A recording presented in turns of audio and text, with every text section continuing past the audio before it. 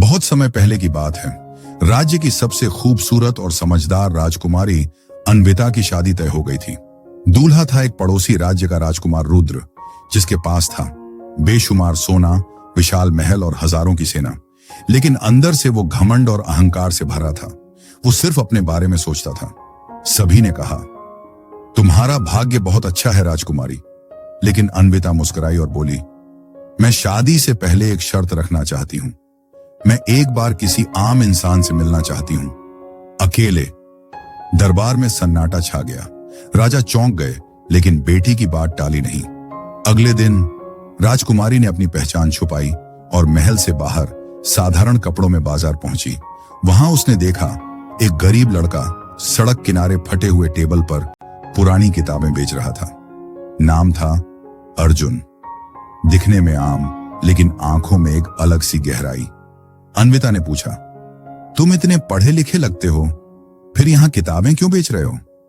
अर्जुन ने मुस्कुराकर जवाब दिया, क्योंकि मैं चाहता हूं कि वो बच्चे भी पढ़ें जिनके पास पैसे नहीं हैं।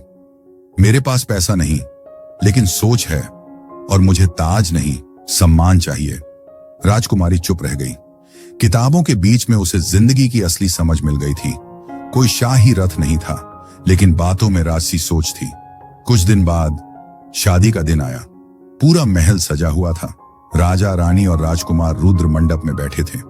लेकिन राजकुमारी अन्विता हाथ में एक किताब लेकर मंच पर पहुंची और सबके सामने बोली, मैं उस इंसान से शादी नहीं कर सकती जो केवल नाम का राजा है पर अंदर से खोखला है।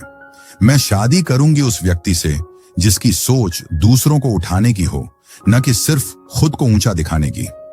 राजा वो नहीं जो सिंहासन पर बैठा हो, राजा वो है जो दूसरों के जीवन में रोशनी लाए। और अन्विता ने अर्जुन से शादी की।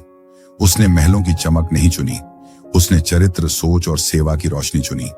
निष्कर्ष, ताज सिर पर हो या ना हो, अगर सोच ऊंची हो तो इंसान राजा बन जाता है। हथियारों से नहीं, इरादों से लड़ाइयां जीती जाती हैं। असल रॉयल्टी गहनों में नहीं, दिल की नियत और सेवा की भावना में होती है। और जो दूसरों की जिंदगी में उजाला लाए, वही सच्चा राजकुमार होता है।